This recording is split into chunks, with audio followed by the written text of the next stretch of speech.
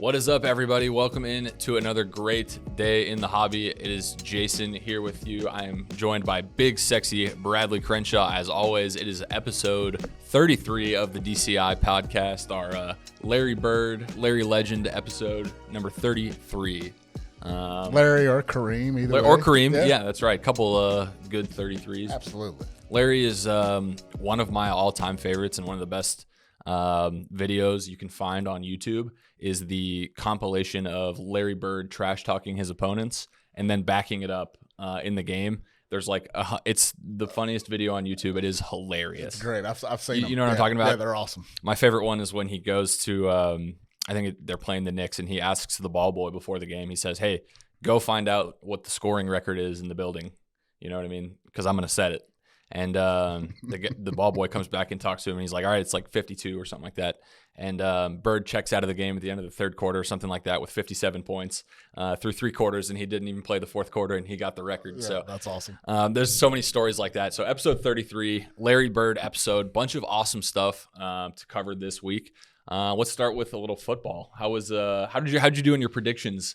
I know you and Grayson made some predictions last week on the podcast. How'd those turn out for our NFL wildcard weekend? Well, let's just say that I'm glad my investment predictions are better than my actual, football predictions this last week because although, a couple of those games that was in there that I predicted to win were like, that would have floored anybody. There was even one guy who placed the $1.4 million on the Chargers to win when they were up 27 to only win $11,000 to lose. Unbelievable. To lose $1.4 million. So, I think I went 2 for 5 on my picks. Yep. Because Dak decided he wanted to play like the best game in his entire career. He was impressive. Yes, he was. He was really He looked impressive. really good. They couldn't, and the Bucs had no answer for it. No, they didn't. And he was just confident. And when he plays like that, he is the difference maker. They win games. Well, look at the difference in confidence. So, we're just going to take that game, for instance. Take Dak and the confidence level that he was playing at versus the kicker. Mayer. That was unbelievable. And I've never seen missing anything like that. 4 straight extra points. When they brought him out for the third kick, I was like, all right, I didn't even know if they were going to let him kick it, honestly. The reason I think they let him dibs because they were like, okay, we might have a game next week where we need to kick a field goal and we need somebody to prove that they can get one in. And when he missed that third one, I was like, you've got to be kidding me. Did you see the tweet Jerry Jones put out? Jerry Jones actually tweeted out, anybody in the stands with a Cowboy jersey, please come to the sidelines for kicking opportunities. Oh, my gosh. Or something along those lines. He actually tweeted that out. Poor Brett Maher. That was bad. And then to miss the fourth one, I'm surprised they even let him back on the plane. He knows his job is over. I always feel so bad for those guys because when you miss, if you make field goals, you're great. You did your job. And if you miss field goals, you're the goat, the scapegoat. You cost your team the game, and it's so much pressure. But to miss 4 in a row like that, and then just to not even be close, I know. That was wild. My wife looked at me when we were watching the game. She actually watched that game because she loves the Cowboys. Yep. She doesn't watch many of the Cowboys games, but she's just like most Cowboys fans. They win one, they're going to the Super Bowl, type deal. But she's watching that game, and after he missed the second one, she looked at me and she says, if you were the kicker, she said, and you missed that kick, she said, I would make you go to the field and just sit out there and kick field goals because you have one job. One job, and that's to make the deadgum extra point or make the kick. And if you can't do your one job, then you need to go work on it. Yeah, right. What's really crazy is that when they moved the field, the extra point back, right? When they moved it back a couple seasons ago, I really didn't think. I was like, okay, 30 yards. Like these guys hit from 30 to 65 yards. Like 30 is not going to be a big deal. The guys miss field goals all the time. It's really interesting. And if it's interesting, the psychological of like the shortening or the I guess making the goalpost skinnier, and backing them up, just that psychological aspect of the field goals, not the gimme it used to be.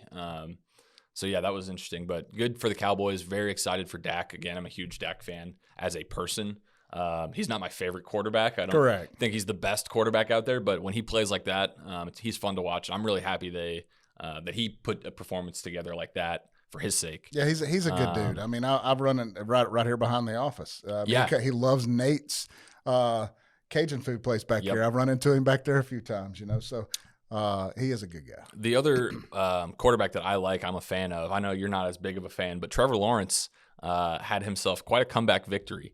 How about the Jaguars beating the Chargers down by 4 touchdowns? That is ridiculous. And like you said, the one bettor who placed the $1 million bet to net himself $11,000, that one has to sting. I saw a video from the Dallas Card Show of everybody in the restaurant, in that little restaurant in there, watching that game.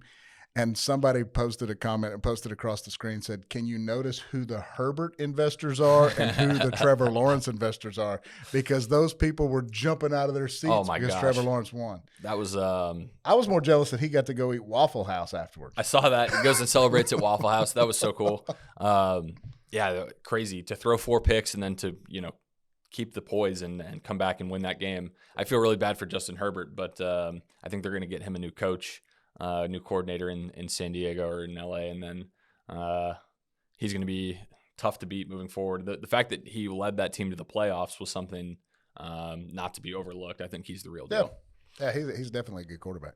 All right, as far as DCI goes, great weekend at the Dallas Card Show. Appreciate everybody who stopped by to drop off not only the $3 RCRs, but the cards for SLABS as well. So continue to send those in, guys. Check out our Whatnot streams as well. An awesome place to get started. Get a stack started over to the left with me on Whatnot.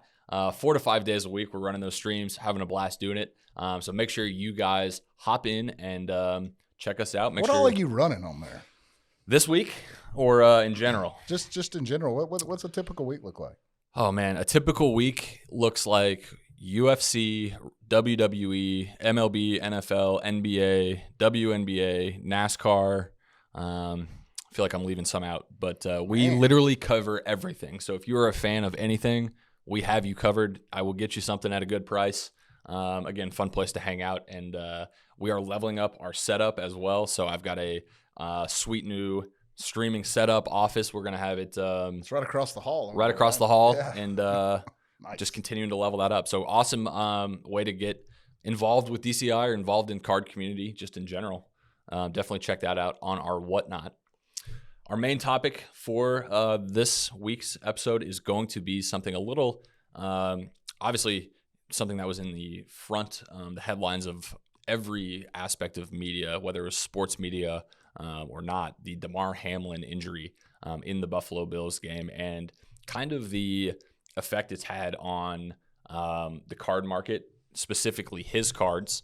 But also I want to kind of get into how severe injuries, deaths, maybe untimely deaths, some examples like Kobe Bryant, a couple of those in the past. Bill Russell just passed away, although that one a little more natural than somebody like Kobe. How do these injuries and deaths, things like that, outside of sports really impact a player's value or, I guess, scarcity, if you will, in terms of like their card value on the open market post, I guess, prior to and then post that said life event, in your opinion?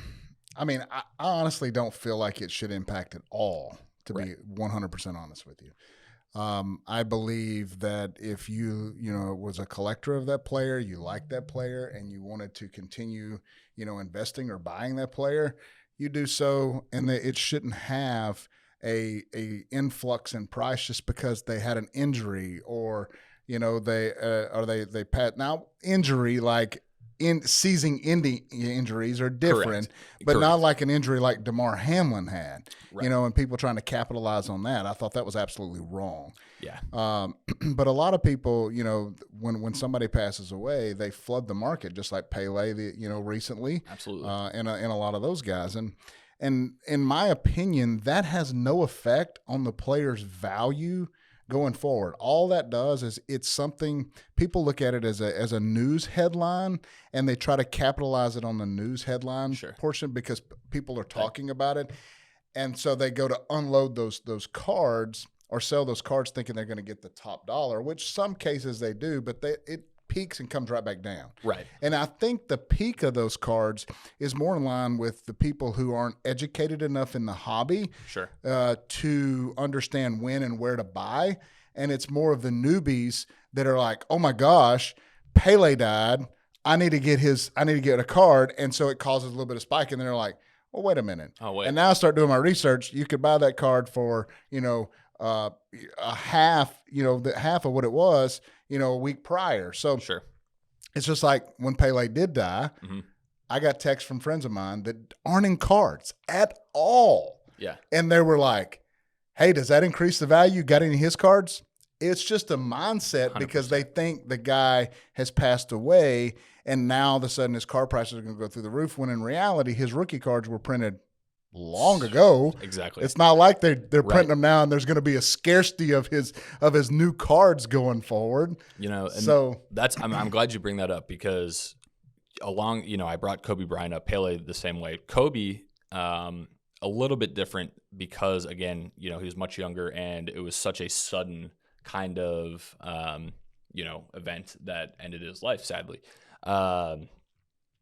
Kobe, prior to all of that, was one of the most prolific signers and autographers in all of cards, right? In any basketball product up until they discontinued, up until 2019. Kobe Bryant was a staple on the autograph checklist. Kobe Bryant autographs were not hard to come by.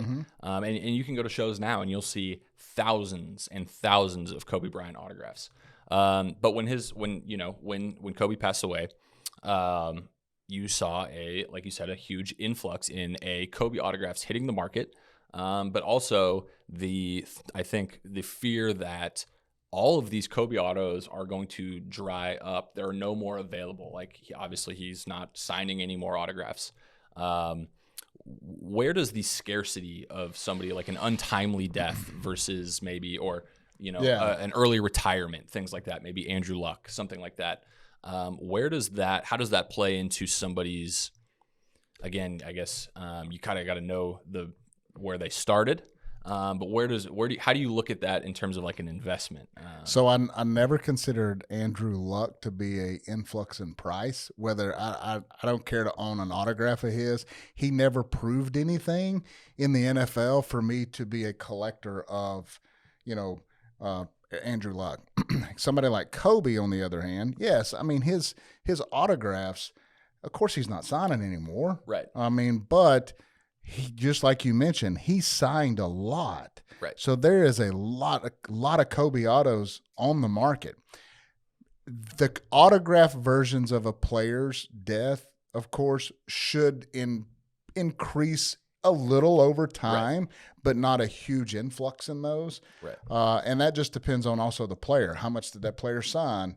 How much was available, what's on the market, all that sort of thing. But that stuff comes from, the people who are educated enough to do their research and learn what it is that they need to buy and when they need to buy it. Correct. I agree with that. And I think that a lot of people got caught up and have kind of lost money on Kobe Bryant because once he passed away, they thought, okay, that's scarcity and there's no more. I'm gonna buy them. But then Kobe autographs, because they were so prevalent, kind of, saw that spike and then leveled back out and corrected because, again, there's a lot of them. They're not necessarily rare. They were just, again, they're not being made. There's so currently. Much unopened product still out there that's loaded with Kobe Bryant autographs. Right. Loaded. There's still all that's still out there. So there's always going to be more Kobe autographs pulled and put on the market. So, yes, over time, somebody like that, as they pass away, I believe the autographs are what holds the value. But as far as the rookies and things along those lines, a lot of that stuff was there's plenty of that stuff still around. Yeah. And you can still pick that up. But of course, you're not going to be able to get Pele or Kobe or somebody like that to sign a card now. Right. Bill Russell, any of those guys. Right. So I guess my last line of questions are involving the autographs and the traumatic events kind of were geared on previous product existing with those players featured in that product. I want to touch on another headline really quick that I think people have had mixed reviews on in the hobby, and that is Leaf. One of the manufacturers, Leaf, have announced that they're going to make a print, kind of an on-demand print of a Damar Hamlin autographed card. I don't remember the exact card, but anyways, it's a limited print run of Damar Hamlin, signifying the event. Obviously his traumatic injury, his recovery, and then obviously shedding a light on the positive side of the recovery and the team aspect and all that. But I think a lot of people in the hobby are turned off that a company like Leaf is using, such a, taboo type situation to profit. And my understanding is that Leaf is going to donate proceeds of the production run to charity, to some foundation. I'm assuming Damar Hamlin's. I don't know exactly, but where do you stand on Leaf kind of using Damar Hamlin as a moneymaker, marketing tool, if you will? Man, I don't agree with it. I think if they want to do that, that should be all proceeds donated to the charity of his choice or whatever, whether that goes to, whoever, but not as a profit for the company. Sure. I just don't believe you should, as a company, should be capitalizing on other people's injuries or mistakes or anything along those lines. And so, no, I don't agree with that at all. And I'm just going to go ahead and say it, but that's another reason why Leaf is a irrelevant card company. I mean, I don't buy Leaf product. Right. Do you? I don't. And I actually agree with you. I think I would, if I were in their shoes, right? What are they gaining? Like a couple $1,000s in the long run? It's like, it's to deal with what I really think it is it's gotten people talking about Leaf. And I think that to some degree is, whether it's a good headline or a bad headline, it's a headline. And so I think that is partially their plan, whether or not they make money, whether or not they go through and even produce these cards at the end of the day. And I will say, Damar Hamlin was contacted. He is, and this was all post-injury. Yeah. He is signed on and is okay with them producing, as far as I'm concerned, which up front, I thought the same thing as you. I was like, okay, that's ridiculous. But then when I learned that, I also learned that, a portion of the profits will be going to charity. I agree. I think all of it should go to charity. But the more I learned about it, the more interesting I found it. If I was in Leaf's shoes, it doesn't seem like it's worth the headache at all. No. But that's what they've got coming out now. So the Damar Hamlin card, print to order. It's their business, not mine. That's right. So. Yep. They sold out. I just heard the Damar Hamlin print to order card has sold out. Wow. So there you go. I guess they know something, obviously. Okay. But yeah, I personally wouldn't do it. Right. I just don't believe it's something that I would do. I'm right there with you. If it is, if I was doing that, it would be something where I would be like, hey, you know what? We're going to run a, limited print run. This is, we were going to give this back to their charity, whatever. But I would not use it as a profit. I agree. I think that's the turnoff, for sure. Some other stuff we've seen regarding some of the other production companies in the hobby. The one that we're most familiar with, obviously being Panini. We have seen over the years, you and I have ripped enough wax to know pretty much right off that first rip whether that entire product is going to be in good shape or bad shape. You know what I mean? Panini is very, very either consistent or inconsistent, whichever, however you look at it, in their quality control. Recently this week, my friend Ryan, Card Collector 2, posted on his Instagram a Ahmad Sauce Gardner patch for the Jets. Ahmad Sauce Gardner, rookie for the Jets, with a number to 5, by the way. So a rare card, not like a mass-produced card, with a gigantic Washington Commanders logo smack dab in the middle of the patch. And so you've got a rookie for the Jets, a Washington Redskins logo, which doesn't even exist anymore, and then the Commanders technically is what they are now. So how do you mess up cards like that? How in the production process does that happen? Attention to detail. It's all about attention to detail. And when I mean attention to detail starts more than just doing your job and attention to detail. It's picking up the trash, the little piece of paper that's on the floor when you pass by. It's taking out the trash when you see the trash can full. Those are the things that aren't instilled, I don't think, inside the employees at Panini. Therefore, the attention to detail lacks on some of that quality control. Now, on the same note, I do have leeway for mistakes, because sometimes mistakes do happen. Absolutely. Nobody is perfect. Right. But if it continues to happen over and over and over and over, that's no longer excusable.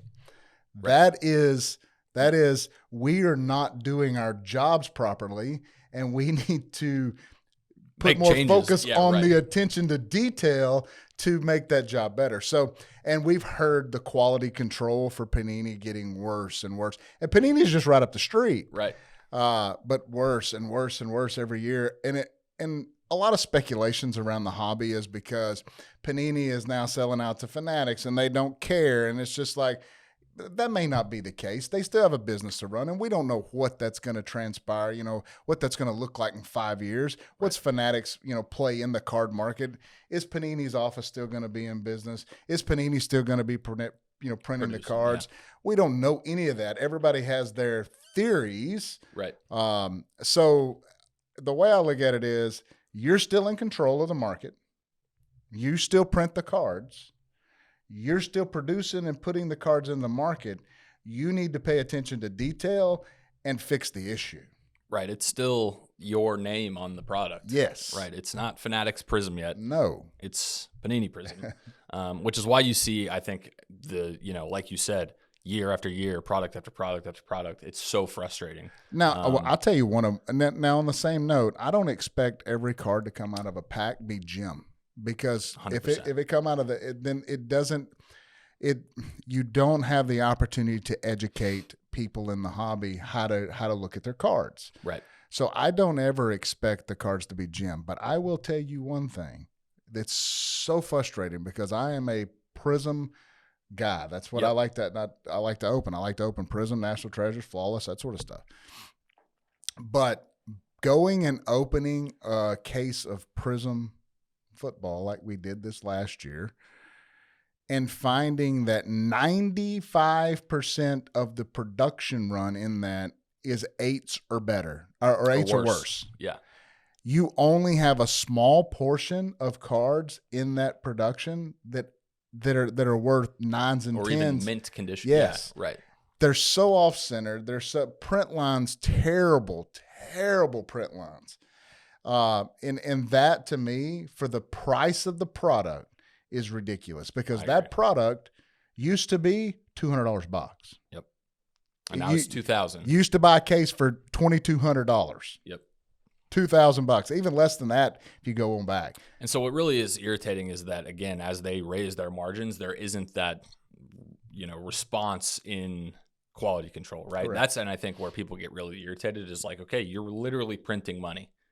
And there's not when you spend $20,000 for a case of cards, right, that you're going to open up because you enjoy that product. $20 to make tops, and they open and you open it up, and everything in there is like terrible off-centered or print lines. That's frustrating. Yeah, and it's going to cost them in the long run. That is super frustrating. Even as a true collector who wants to hold the cards just the way they are in raw form, that doesn't really care about the grading aspect, it's still frustrating because I just paid when I look at a card, the first thing that I look at is the centering. It's all about the eye appeal to me. And if that thing, when I look at it, if it's all off centered, my eyes immediately go to that, and I'm like, well, I don't want that. That's garbage. Yeah, that's ugly. It looks like an error card. You know what I mean? And that's and I think people back then, that was a look at 1990s tops. I was going to say, did you ever have any? Was any of that off centered? Go look at it. Most of it is all perfectly centered. Yeah. And so again, but it's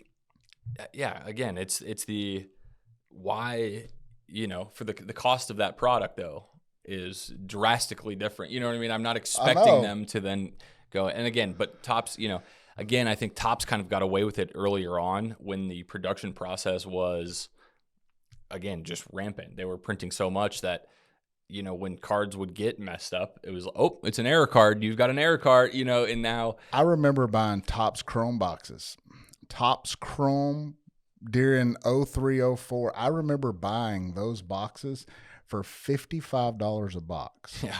$55 a box.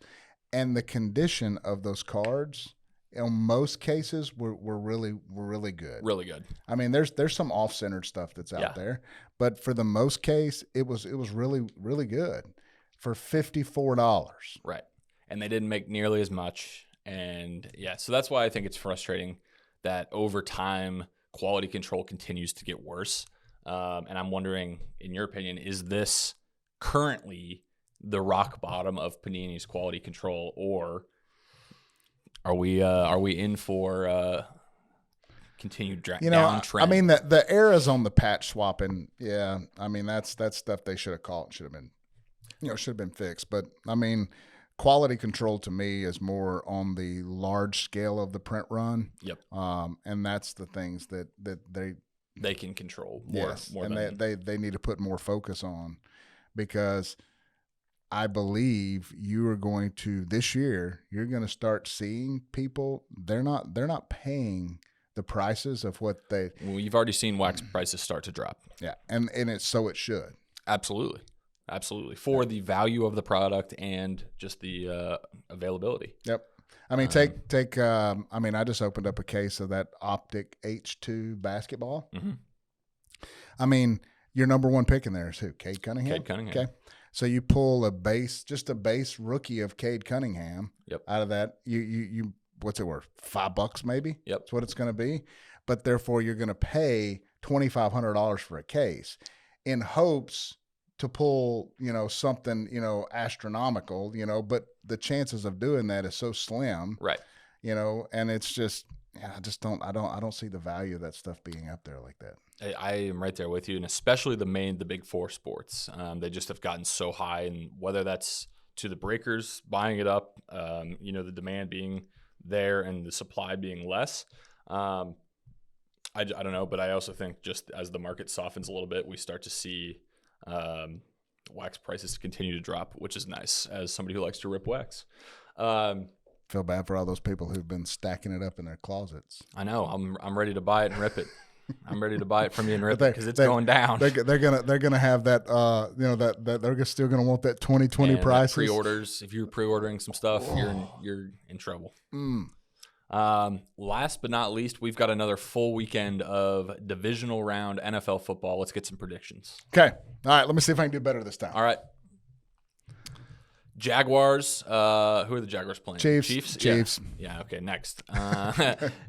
Who else we got? Cowboys and 49ers. The Cowboys and the 49ers. Yeah, that's a hard-nosed football game there. That's old school. Dak those 3 picks. 49ers one got interception. Defense. I mean, 1 touchdown. Brock Purdy takes him. He takes Purdy. him down. The 49ers. It ended last year. The Cowboys ended their season last year against the 49ers. They're going to end it this year against the 49ers. All right, we've got Bills and Bengals. Burrow versus Josh Allen. That's a tough one. That is a very tough one, because I believe the Bengals have the best offensive weapons in the NFL. Okay. However, I'm going to stay on my train with the Buffalo Bills because I believe they have a higher power playing in their favor. Okay, they're the team of destiny this year, huh? All right, last but not least, got Brad, Eagles versus Giants. Excuse me, the Eagles and the Giants. The Giants played really good football against the Vikings. They looked really good. The Vikings had no answer. I told you, man, all year long. For Daniel Jones. I told you the Vikings were fake all year. I know. The Vikings could not stop Daniel Jones. He looked good. At all. Yeah, Saquon too. But the Giants were going against Kirk Cousins, who has one of the best receivers in the NFL. However, the Eagles also have A.J. Brown. And Devontae Smith. But they have Devontae Smith. Yeah. But then they have an X factor, and they've got Jalen Hurts in his legs. Yep. Kirk Cousins is not a scrambler, so therefore I'm taking the Eagles over the Giants this week. You know what I don't watch a lot of Giants games, but whenever I do, and I watch against the Vikings, Daniel Jones is so much faster, and he's such a better runner than I would have ever given him credit for. Have you seen the video of him when he run away from everybody and he fell? Wasn't it against the Cowboys? And he tripped and fell? I'm pretty sure it was. It was like an 80-yard run, and he just, it's hilarious. Yeah, there wasn't nobody running for 10, 15 yards. He just falls. But he's fast, man. He is fast. Yeah, he had a couple scrambles. I was so like, man. It was one of those plays. So a couple of years ago, it was what everybody, at the beginning of the season, everybody was high on Daniel Jones. And they were buying his stuff. Prices were through the roof. Well, as the season went on, they sucked. And it was at the end of the season, people just started dumping all the Daniel Jones for cheap. Like I was buying the Prism Silvers for like $100. Right. PSA 10s. And so, but I didn't start buying them until that run. And when I watched him at the end of the season take off like that, I was like, this dude can fly. He's got some athletic ability. And so it was at that point I'm like, next year he'll start doing well. He'll play better. His people will get more excited about him. So I bought those for $100, and I bought I don't know. I probably bought 50 of them at $100 a pop, 120, somewhere around that range. The next season, I sold every one of those between $350 and $425 a card. It's awesome. At the beginning of the season. Just turned around and flipped them just like that. Nothing even happened in between then and now. It's just timing. They started off the season. Yep. The hype around him coming into the new season started moving them. And that's the kind of what we were talking about into, if you were buying Kobe in the early 2000s, when he passed away, there was a lot of money to be made. Mm-hmm. But if you were going to wait until 2019 to start buying Kobe, well, there's not a whole lot of places for it to go. You know what I mean? And so that's kind of the timing aspect of when to buy and speculate. But I agree. I've got Chiefs, Cowboys, Bills. Or I'm going Cowboys. I disagree on I'm gonna stick with the hometown boys. You think the Cowboys are going to beat? Man, I think in the 49. I think Micah Parsons is going to win the game by himself. God Almighty, he was over Tom Brady. He was everywhere. He is so scary. It's unbelievable. That guy is a freak. Yeah. So I'm going Cowboys. I like the Chiefs. I like Josh Allen and the Bills as well. And then I'm going to go with the Eagles. I think. So we're only one off. Yep, only one off. Yeah. Cowboys, 49ers. But yeah, that's going to do it for our show. What happens to the value of Brock Purdy if the Cowboys lose? That's a great question. So if the because right now his prices are like 300 and something %, ain't they? Or like 1,000%. I don't know. They're way up there. It's like I'm looking at those car prices. I'm going, y'all are already building in him winning a Super Bowl. For the price you're wanting to pay for that. That's the stuff really I don't understand. It's really interesting because the type of quarterback he is to be able to walk in and replace Lance in that Shanahan system is very interesting. And just, for the 49ers to have to make that decision. Garoppolo. Right. Oh, Garoppolo replaced Lance when Lance got hurt, and then Garoppolo gets hurt, and he steps in. Yeah, it's going to be interesting. And it's funny because I asked somebody the other day, I said something along the lines of, about the quarterback position with the 49ers, and they said it doesn't matter who is the quarterback there, it's the system. Yeah. It's the system. So whoever goes in there, so it's not that Brock Purdy is that much better than anybody else, it's just the system.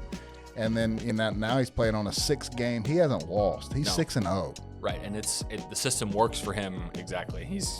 But people now in everybody's mind, he's the next Tom Brady. Exactly. And so if he were to leave San Francisco, then people were, because wasn't Tom Brady like the 199th pick or something like that? Right. So yeah, that is I'm rooting for the Cowboys, but it's fun. It's a fun story. Brock Purdy, Mr. Irrelevant, 6-0 and on in the playoffs. So for the investments side of things, do you want the 49ers to lose or win? For the investment side of things, I don't have any skin in that game. So you're not buying $6,000 Brock Purdy no, cards? not at all. No, I wouldn't even buy a $6 Brock Purdy card right now. But I'm not a big football collector. You know that. I defer to your football knowledge. But that is it, guys, for us this week, episode 33. It was a great one. We will be back next week to talk about NFL playoffs. Make sure you guys are liked and subscribed to the channel. You're going to check out our Whatnot stream with me this week as well. Tons of awesome stuff on our Whatnot channel. Make sure you guys are sending in cards for our RCR farewell tour as well. $3 RCRs through the mail. Not a bad deal. $20 bet on this week? Absolutely. Cowboys 49ers? Yep. $20. $20. All right. Straight up. Come back and check the show and make sure that you find out who wins. That's right. Go Cowboys.